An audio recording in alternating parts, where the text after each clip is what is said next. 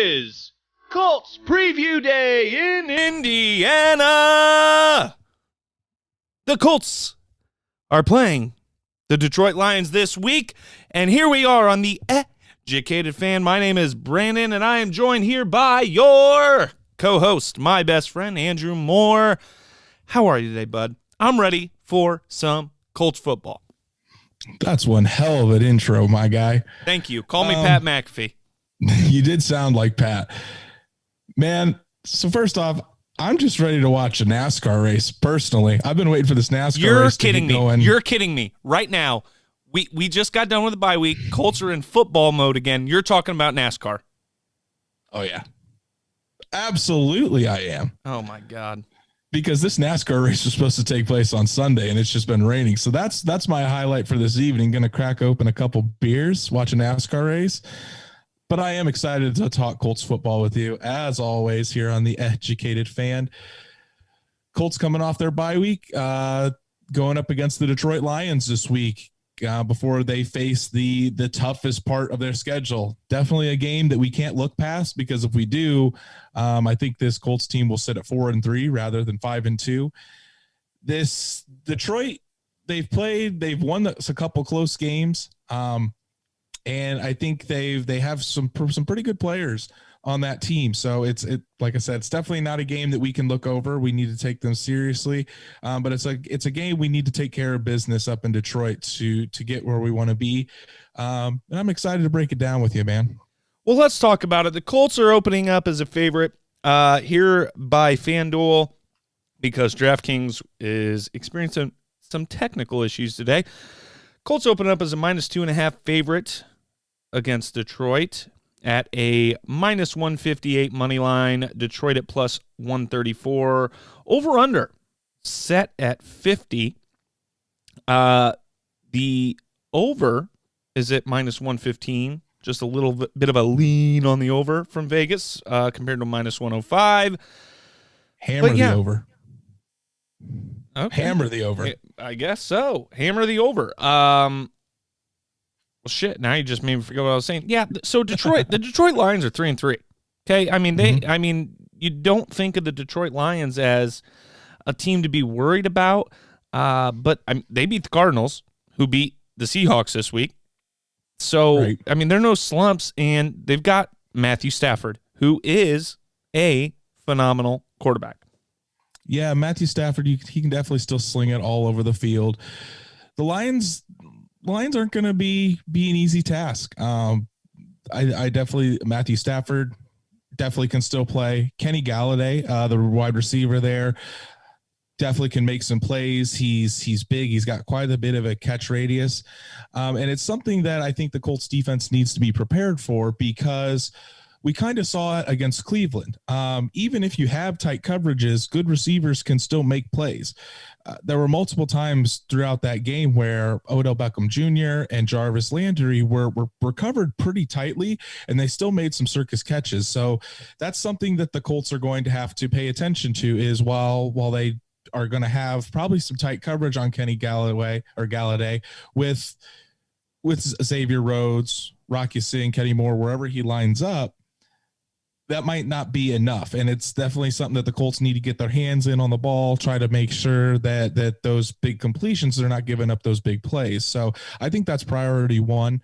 And I mean, I don't know how much you've watched the Lions really this year, but it seems like Galladay is definitely Matthew Stafford's favorite target. So that's definitely going to be a point of emphasis. Has been for a few years now, I feel like. Oh yeah. So that's definitely going to be a point of emphasis. I also think that I don't have the exact stats on it. I'm not sure how Detroit's running game is offensively. Allow me to tell you. Go ahead. Very low in rushing yards. The Colts, as a matter of fact, worst in rushing yards on offense. Detroit was only a few down the list, so probably in the neighborhood of 26, 27. Okay. I do know they have some backs that can definitely make guys miss and be productive. They've got the rookie DeAndre Swift out of Georgia. He was taken before Jonathan Taylor in the second round of this year's draft. I'm not sure if Kerryon Johnson, he seems like he's a lot of times held held out because of injury, but he's definitely a bigger running back that can pound the rock. So the Colts in the run game, I think that's something that we can really excel and kind of make this team one dimensional.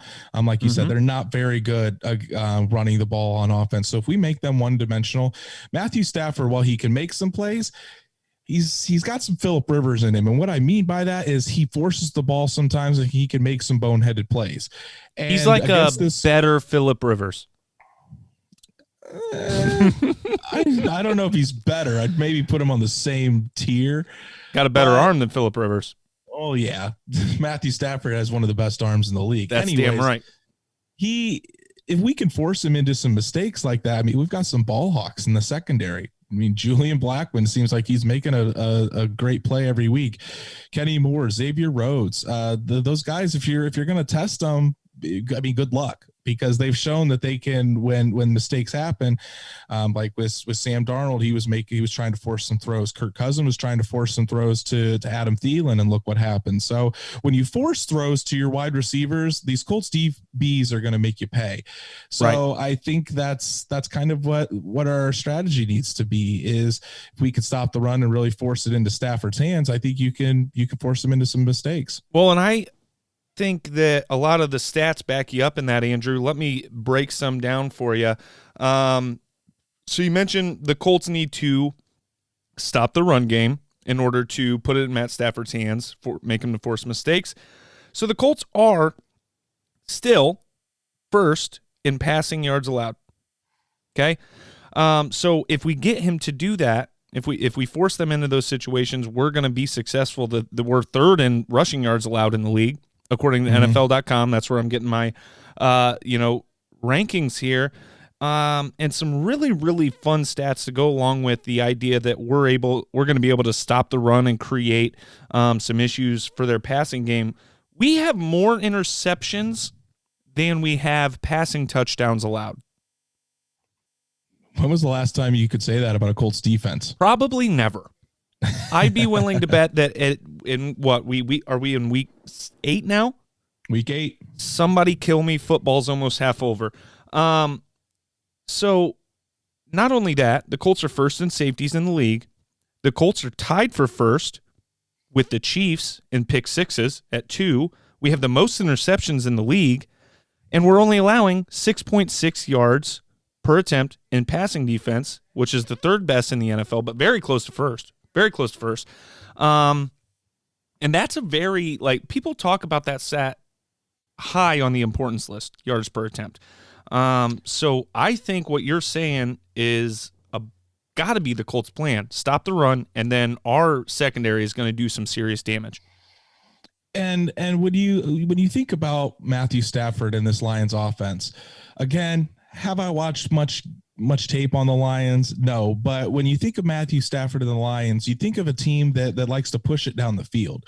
They're not a team necessarily that will dink and dunk you to death down the field, these really long drives, things like that. So if the Colts defense can kind of force them in that and take away the deep ball, like you said, with only giving up about 6 yards per attempt through the air, that's just going to force Matthew Stafford into more mistakes, and it could lead to a couple interceptions. It could lead to him getting frustrated and trying to force balls in there. So I think that's probably what Frank Reich and Matt Eberflus are thinking, and I think it's going to lead to success. Now, does that mean that the Lions aren't going to score points? It probably will. I mean, Joe Burrow looked good last week, and some quarterbacks have had success against this Colts defense. So it's not like it's the Legion of Boom from Seattle. Sure. You can have success, but the Colts have the makeup that they can really fluster Matthew Stafford and force him into some mistakes.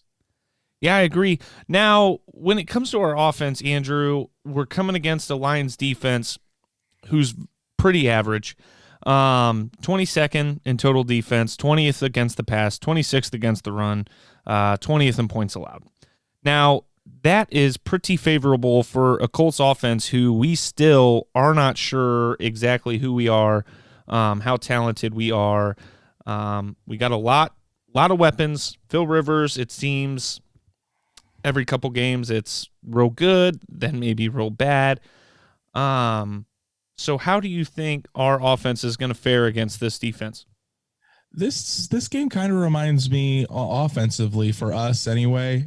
I think we need to have the same kind of game plan that we did against Minnesota, where we were feeding the ball to Jonathan Taylor quite a bit. He had over 100 yards in that game, and the more carries he was getting, the better it was. When the media talked to some of the Colts players and like Phillip Rivers, Ryan Kelly before the bye week, they were talking about how during their self-scouting, the running game definitely isn't where they want it to be yet. They think they're doing a pretty good job, especially like we've said on the podcast, especially against how loaded the box has been for Jonathan Taylor, Jordan Wilkins, Nyheim Hines, and this running game. They're facing a lot of defenders in there.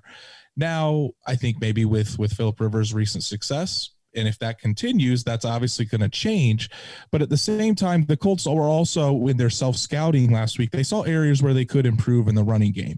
And I think that's what we need to do if we want to beat this team, is kind of have that Minnesota-esque game where we pound the ball. Phillip Rivers is there to kind of manage, but we don't have to. I mean, while he did carry the team against Cincinnati and we were able to come back, again, that's not the recipe that the Colts want to have to win every single game.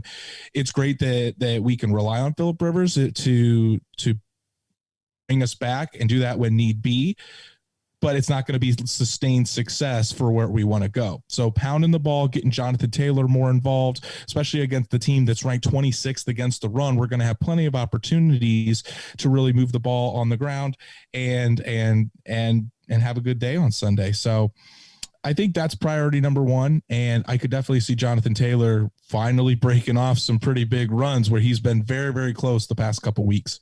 Now, Phillip Rivers does have more yards and a better passing completion percentage than Stafford, but Matt Stafford does have 3 more touchdowns, 2 less interceptions. But a fun fact, another one I picked up this week, the Colts are tied for 7th in yards per attempt on offense, which kind of surprised me. They're tied with the Packers and the Rams. Ever heard of them?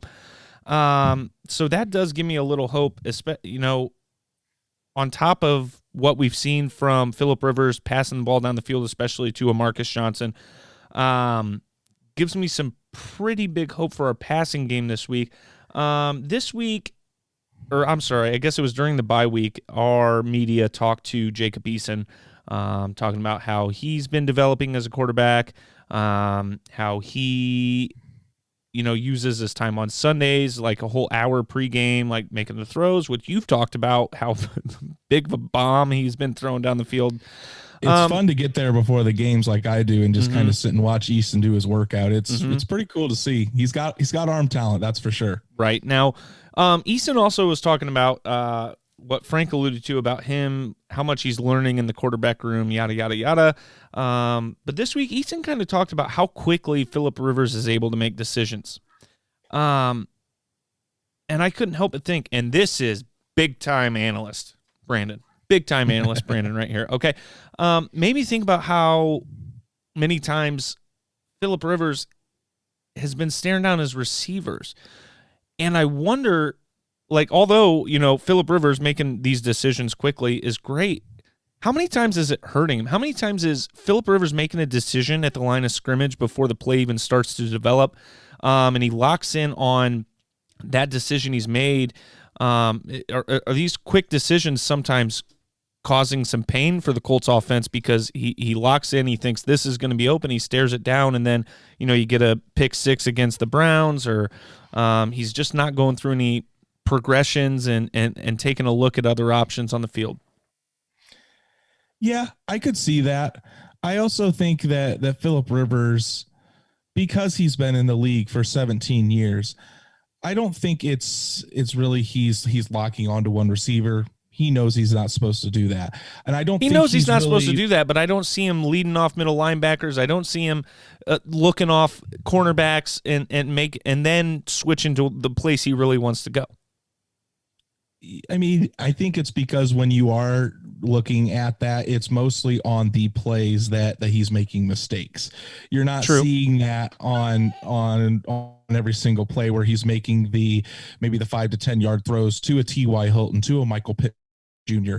And he is still making some good throws on that. So it's good to see. I think that he is, while he does stare down the receivers from time to time, I don't necessarily think he's doing it on every throw. I think more we're just kind of noticing that.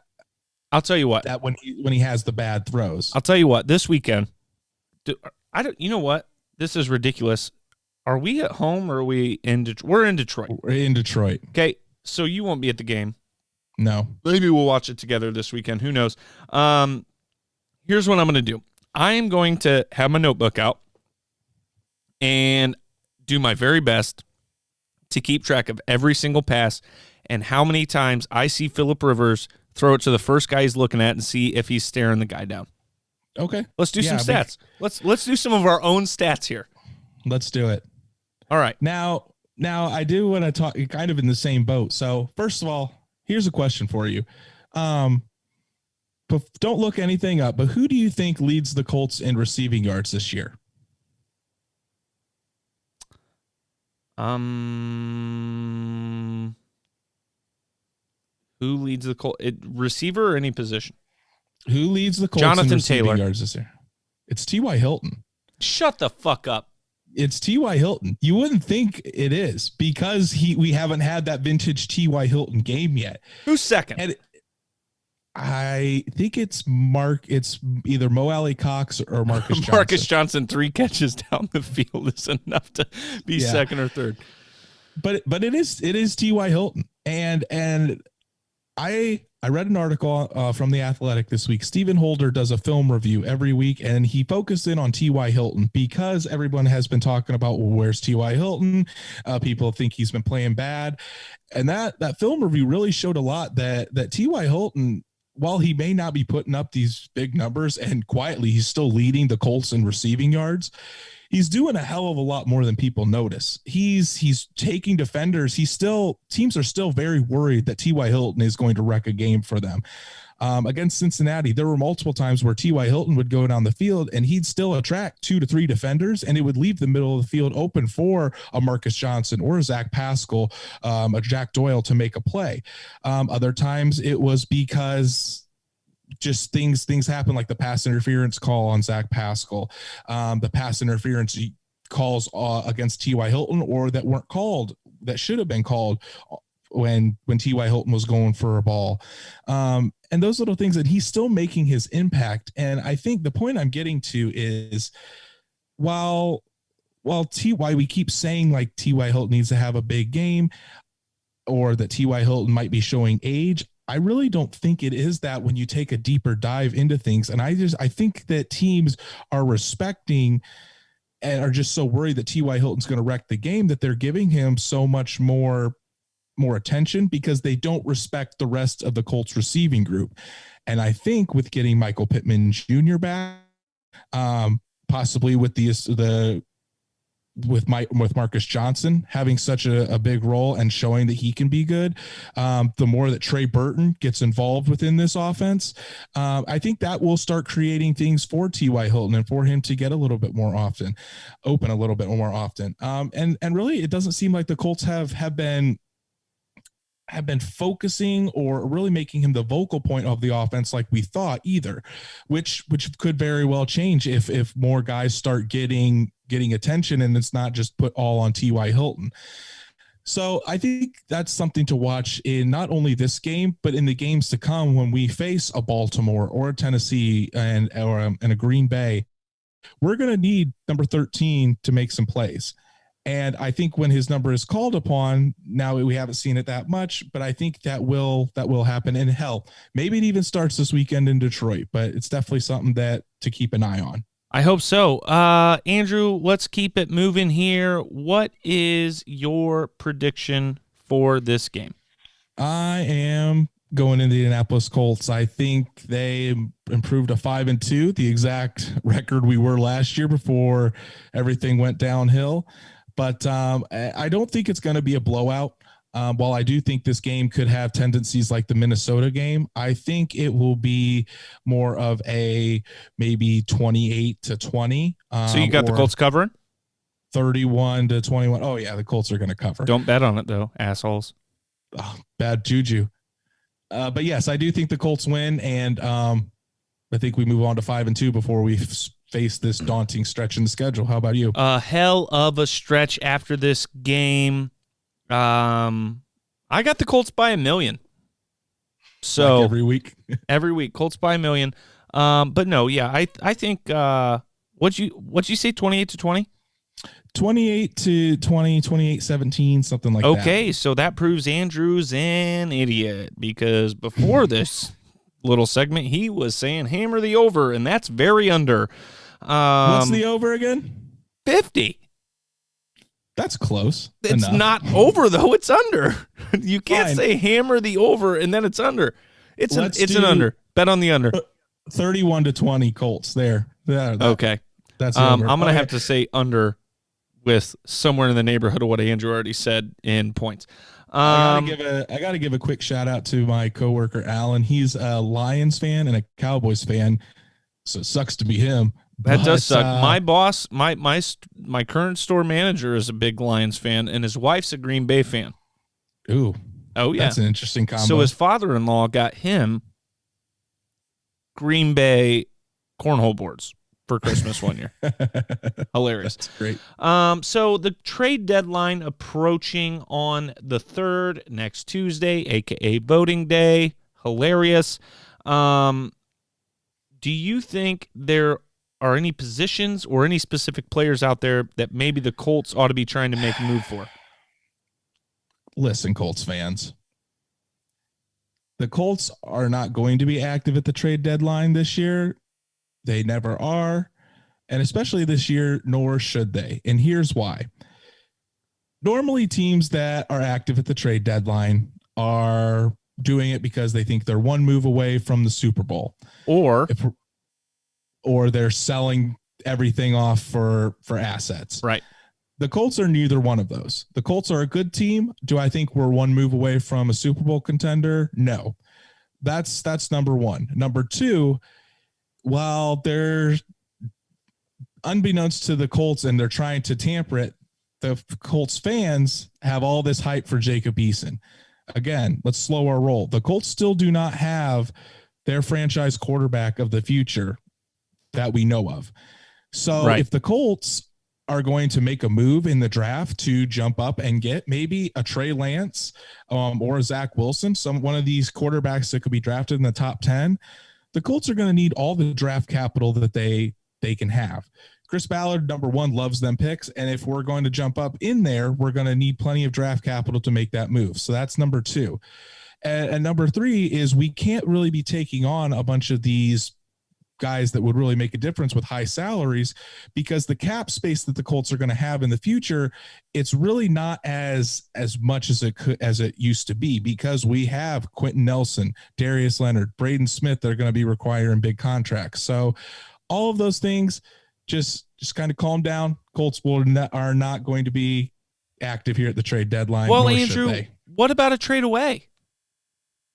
Is there anybody on the team you're like, okay, see ya, and maybe we get a high draft pick? Maybe we make a trade to a Cincinnati Bengals or a team that might have better draft height than us, and we might toss away a player that could pull some draft capital. But who would that be? I don't know. That's why I just asked you, dumbass. There isn't one. I see people saying T.Y. Hilton. T.Y. Hilton's not going to get a high draft pick. Maybe not a high draft pick, but 3rd round. No, I would if 4th. No, I would say maybe a 5th round. People aren't going to want to take on a wide receiver like that. And T.Y. Hilton is a number 2 receiver, though, could do some serious damage this season right now. Yes, but I don't think the Colts want to give up T.Y. Hilton. That's fair. I'm not saying I want to draft. I'm not saying I want to trade away T.Y. Hilton. I'm just giving examples. I also see fans saying that we should trade Jacoby Brissett to the Cowboys for like a 2nd round pick. Number one, who said the Cowboys are going to give up a 2nd round pick for Jacoby Brissett? I mean, that's number one. Number two, the Colts aren't trading Jacoby Brissett. They like him a lot. The people need to quit saying that. So if I would be shocked, I won't do the podcast. Don't say it. The Ravens week if they do make a trade. And I will do the podcast alone if the Colts make a Ravens trade. Yeah. So that'll be fun. Or I'll bring in a special guest. Already have some in mind. Great. So let's move along. Injuries. Darius Leonard, groin, limited practice. Michael Pittman Jr., leg, limited practice. Full practice. Full practice. Kamoko Toure, ankle, limited practice. Frank Reich said this week, Kamoko Toure will not be on the field without about 2 weeks of practice to see what he still has. Or to see where he's at, I guess. I don't want to say what he still has. But Mo Alley Cox knee did not practice. Reich said he's making good progress. Do you expect these 4 players, let's say 3 players, because Frank was pretty cut and clear. Toure's not going to be playing until he's got some practice in. Do you see the other 3 playing this week? Yeah, Kamoko Toure definitely not. I don't even know if he'll be back before the Ravens game. Michael Pittman Jr., it looks like he has a very high chance, as well as Darius Leonard. I think Darius Leonard being limited, that was just kind of precaution, just getting him back in the swing of things. Mo Alley Cox, I would probably have to lean 25%. It doesn't seem like he might be back. He is still nursing the knee. While he's making good progress, he would have to probably be a full participant the next couple days for him to play. So Pittman and Leonard looks like it's really good. The other 2, not so much. Toure, though, coming back against the Ravens would be spectacular. So we'll cross our fingers there.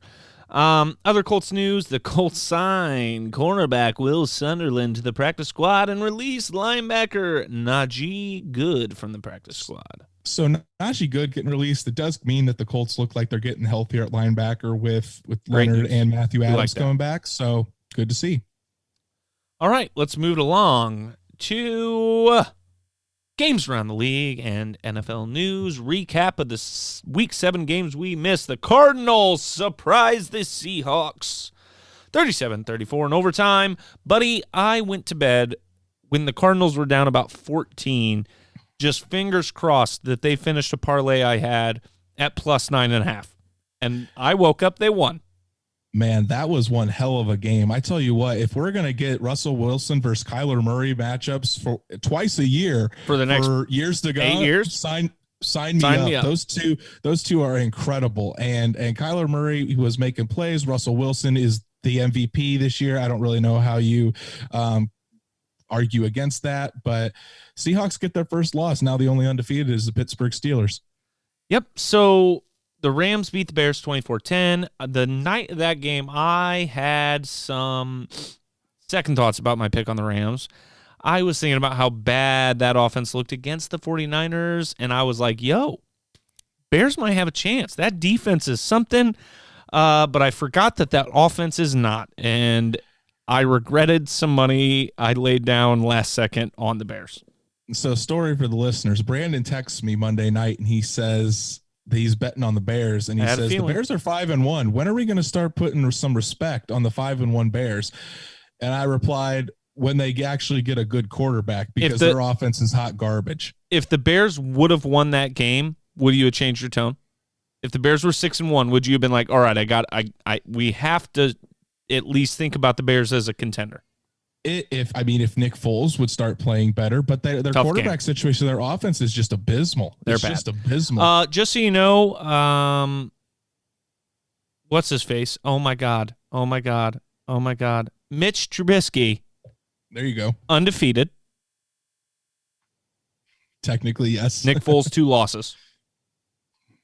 Yeah, you're not wrong. 2-2. We'll see if there's another switch in Chicago. Just saying. Let's go on to the pick'em standings. Brandon and Andrew tied this past week, splitting the only 2 games they disagreed on. 11-14 each, which puts me still 4 games ahead of Andrew, 76 out of 105 with a 72% pick rating. Andrew, 72 out of 105, 69%. Nice. Let's move on to week 8. We got a hell of a week. I think we're going to disagree on many games this week. I think we're going to disagree on a chunk of them, so this should be fun. Let's start with the Falcons against the Panthers. I'll tell you right now, the Panthers are only minus 2.5, according to Vegas. Better hammer that. Just smash it. Yeah, I'm taking the Panthers as well. I think they're finally going to hit when I pick them. This is the week. They're at home. The Falcons, not good. They lost another heartbreaker to Detroit last week, so going Panthers. And moving on to the Bills and the Patriots in New York. In the Buffalo Bills, I'm going to have to go with them. I'm going Bills as well. The Patriots go to 2-5, and that's three in a row. There's a quarterback controversy brewing up there in Foxborough. I don't think so. So I am scared to pick the Bills here. I will not. I don't know. I might bet on this game a little bit, but not independently. The Patriots losing 3 in a row just seems impossible. That's the only thing that scares me. Titans are going to absolutely mollywop the Bengals. Yeah, I'm going Titans as well. Bengals just they won't be able to stop Derrick Henry, nor will they be able to protect Joe Burrow. Here's the first one we might disagree on, Andrew. Raiders against the Browns. I'm going Raiders. I think that they pull off the upset. I think that when you lose that close of a game or have to barely beat the Bengals by that much, plus they're without OBJ, I could see the Raiders pulling it off. Question, there's a lot of, I've got the Raiders as well, just to be clear, so that is not a game we disagree on. The Browns without Odell Beckham Jr., everybody's talking, is their offense better off? Is their offense better off? Overall, I'd say no, their offense is not better off, but I would say Stefanski and Baker Mayfield's jobs are a little bit easier in regards to being able to spread the ball out without Odell Beckham Jr. Right. I would agree there. But at the same time, Odell is easily top 10 wide receiver. And I think when he's at his best, he's a top 5 wide receiver in this game. And that takes a lot of attention of a defense. So without that out there, they're going to really zone in on someone like Jarvis Landry, Austin Hooper, and it's gonna really limit the options for Baker. So we'll have to see. Here's what I do think. Stefanski and Baker both have had the daunting, overwhelming feeling, we've got to get Odell the ball. Like, we've got to find a way to do that. And now they don't have to worry about that. So that could help relieve some pressure in some aspects of their offense. I think your close personal friend, Dan Orlovsky, was talking about that on Get Up. My close personal friend, Dan Orlovsky, talking to me about his triplets this week. Yeah, that was wild. I think he was talking about that on Get Up, about just how you wouldn't have to feed Odell, but it doesn't seem like that's going to make the offense very much better when he's not out there taking attention away. Yep, so the Colts are going to beat the Lions. Let's move along to Vikings versus Packers. I've got the Packers by 2 million. They're only minus 6.5. Hammer that one. Oh, yeah. I think that's easily hammered. I'm going Packers as well. Vikings haven't looked good all year, and to think they're going to change against one of the best teams in the NFC, not happening. Kansas City is going to mollywop the Jets. They're at minus 19.5. Andrew, do the Chiefs cover, or do the Jets, for the second week in a row, which would also only be their second cover of the year, cover 19.5? Yeah, I don't think they cover that. The Jets screwed up my parlay last week by that was their first cover last week. 19 points is absurd in the NFL. And I think I the wouldn't Chiefs touch cover that one. I think the Chiefs cover. I am going to touch it, just so you know. Rams versus Dolphins. I want you to pick first. Man, this is tough. Tua's first start, Rams looked really good. I'm going Rams. I can't do it. I want to because I love Tua, but Aaron Donald, I think, is going to. I do. I think he's a good quarterback, and I think he's going to be a star. But I think Aaron Donald's going to be too much. Dolphins are going to win straight up. Wow. My boy Tyler has Tua, and this is absurd. 3 touchdowns, he says, to attack Vilo. 3 touchdowns. I don't know about that, but I do have the Dolphins winning at home off of a bye. I think Brian Flores has got all the Rams can handle on defense this week. Steelers-Ravens. Steelers listed as the underdog. I'm going to go with the Steelers again. Ooh, I think the Ravens do it. Their Ravens are at home. This is always a incredibly physical game. Now, while the Pittsburgh defense is solid and they're definitely going to be up against Lamar Jackson, I think the Ravens do it. Okay, moving along to the Chargers and Broncos. I think the Chargers are going to win, but the Broncos defense seems like every other week. Look out. This game is hard to me Yep. because while the Broncos aren't great, their defense played pretty well against Patrick Mahomes. And it's going to be now the rookie Justin Herbert's time against the Broncos. I'm going to go Chargers just because I have more faith in Justin Herbert than I do Drew Lock, but I'm very shaky. I'm not very confident on that one. All right, and we got Saints Bears. This one is tougher than it appears, but I think the Bears, after that loss last week, this is a stumble point. I think the Bears are going to lose 2 in a row. Saints get the win. Yeah, I'll agree with you there. The Saints look pretty decent. Michael Thomas, maybe he'll be back. It seems like he hasn't played in what seems like forever. Especially if he's back, I think the Saints win pretty easily. This next one I would not bet on. I don't even want to make a pick, to be honest with you, because the 49ers have been rolling. But, I mean, they can't even keep a running back in their lineup. No way no way Russell Wilson has another game like he did last week, which, by the way, still a phenomenal game. Like the best 3-interception game a quarterback could have. The best 3-interception game a quarterback could have. Seahawks are going to win that game. I mean, their offense is going to go off the wall bonkers. By the way, DK Metcalf, have we talked about this? No, we couldn't have. We have not recorded an episode since that. That tackle, that run down the field was the most terrifying and exhilarating thing I've ever seen on a football field. Frank Reich even said that him and his family were talking about it. That boy put in some effort. That's the hustle that this Colts team would like to see. You know, that's the hustle the Dallas team would like to see. Oh, yeah, absolutely. Man, what a play. That's all you could say. That man is humongous, and he's got blazing speed. Good for him to chase that. I mean, it didn't really matter in the end, but at the same time, it was a huge swing in the game because I think the Seattle defense ended up stopping them on that drive, and they got 0 points out of it. So I don't remember.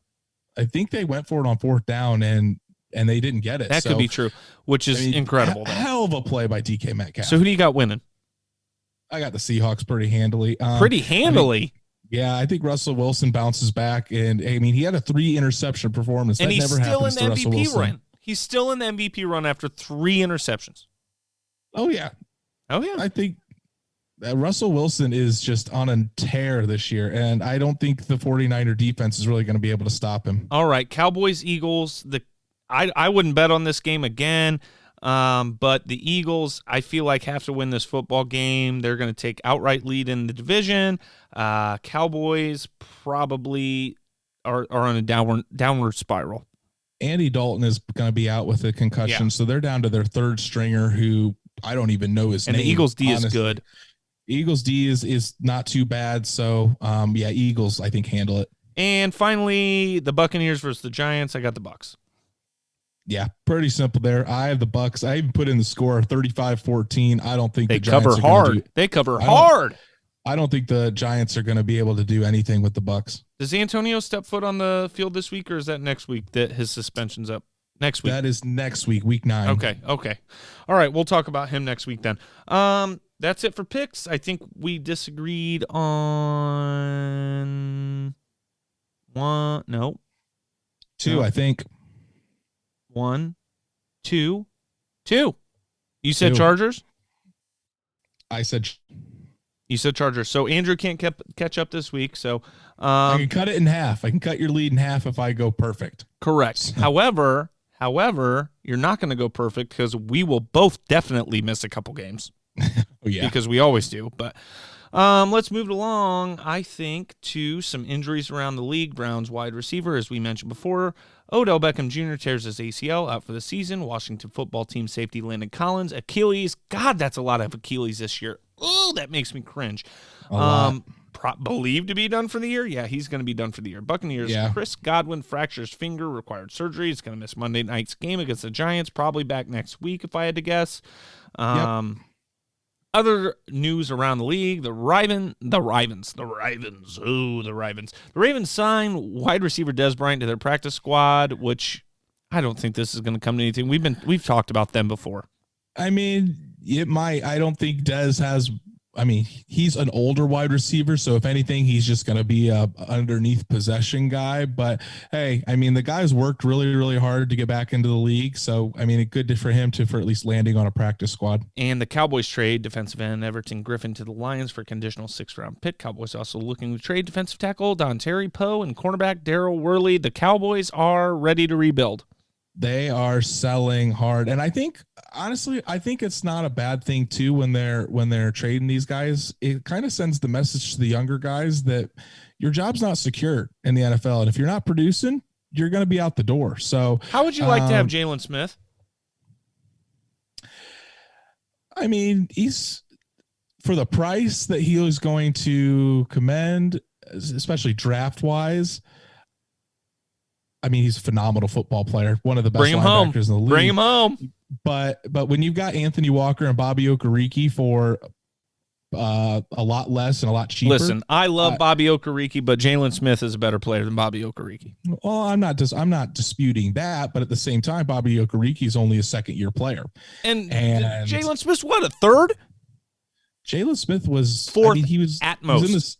He was in the same grade as me, so he graduated in what, 2017? Yeah, dude. 2016? You're still a young baby. You're not an old fucking man like me, okay? But he's easily in his 5th year. All right, moving along here. Panthers release cornerback Eli Apple. That's a shock. Used to be one of the better cornerbacks in the league.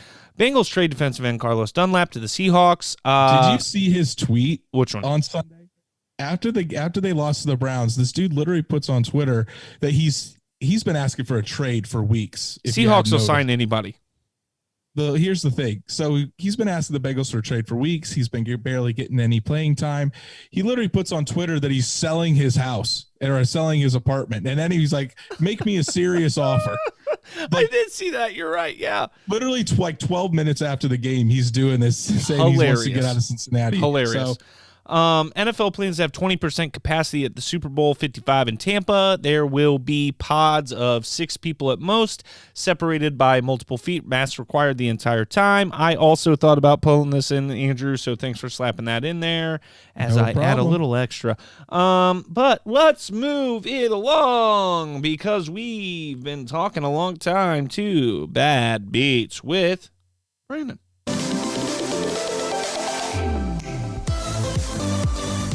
All right, folks, we're going to get it moving here. Panthers, -2.5.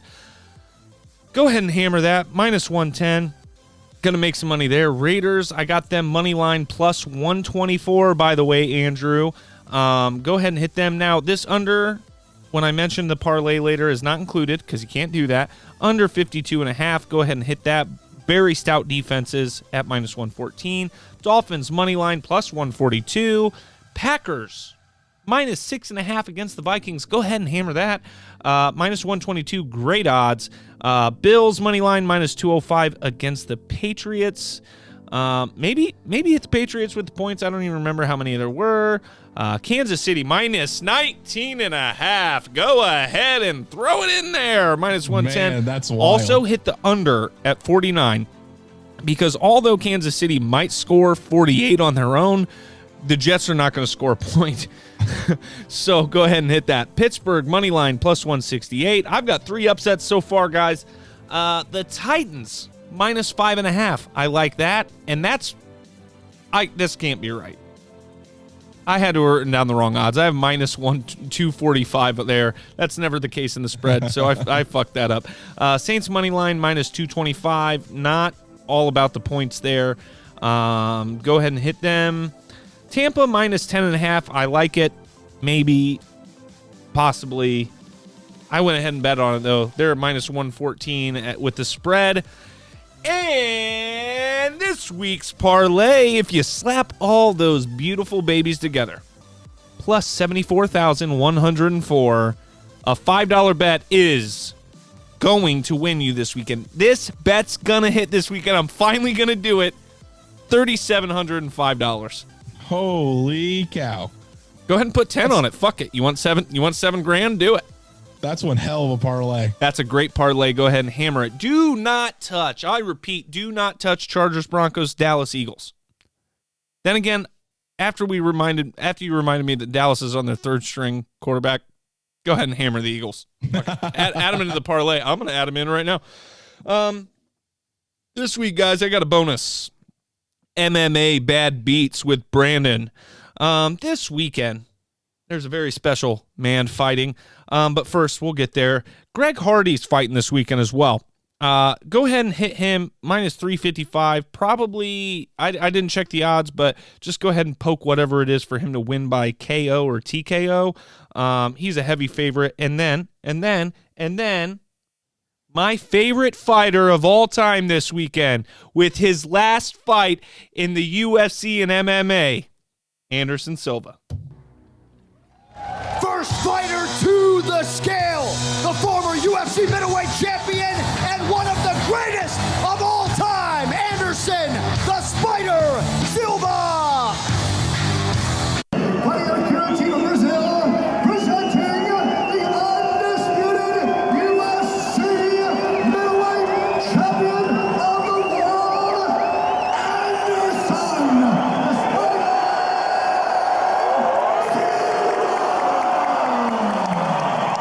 Vitor looking for the big left hand. Outstanding head movement by Anderson. Like we said, second to none. Oh! He front kicked him in the face! Absolutely rocked, trying to finish. It is all front over! kick to the face! Anderson Silva remains the middleweight champion! So, my favorite fighter of all time is wrapping up the career this weekend. He's fighting a man named Uriah Hall, who was on the Ultimate Fighter season something. It was middleweights, and it was Chael Sonnen, Anderson Silva before their second fight. And Chael Sonnen, this Uriah Hall guy sent a dude to the hospital in his first fight on the Ultimate Fighter. Wow. Spinning back kick to the face, dude went to the hospital. The dude was brutal, okay? And everybody thought, oh, this is the guy. This is the next Anderson Silva. He's going to fight him for the title. Chael Sonnen, who failed to take the belt from Anderson Silva twice, looked at Uriah Hall and said, you're the guy that's going to beat him. Did not happen. Chris Weidman did that. Son of a bitch. But Anderson Silva fights Uriah Hall this weekend, who's had an up-and-down career since winning the Ultimate Fighter. I think he won the Ultimate Fighter. Did he? He might have lost in the finals. Dude seems to choke in big moments. So Silva is plus 180, but it's his last fight. And his last few fights that he has lost by decision, it's been ugly. He's old. He's getting slow. It's tough. But I think this big moment, Anderson Silva is going to pull off the knockout. Let's hope. Let's do it. Absolute You should legend. come over. You should come over and watch that Saturday night. That's what I don't want to go out Saturday night. I forgot. I want to sit in, watch the UFC fights. You should come over and chill, drink some beers. That's it for Bad Beats with Brandon. And now we're going to wrap it up. But first, we want to tell y'all who won the contest. So we had about 10 contestants enter the contest. And we are going to go ahead and pick the random winner now. Hey, Siri, pick a number between 1 and 10.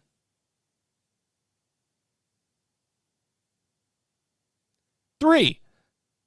Skylar Blevins! You're the winner of the $10 contest. Thank you for sharing our episode on your Facebook. Play the applause for him. Skylar Blevins, everybody. Skylar Blevins. He's in Florida. He's living the life, and now he's a $10 winner. So, Skylar, we're going to need you to DM us your Venmo or your Cash App to claim your $10 prize. That's it, everybody. We've been talking forever, and I know you love to hear it. Colts are going to win this weekend, Andrew. What do you think? I think so. I think we get to 5-2.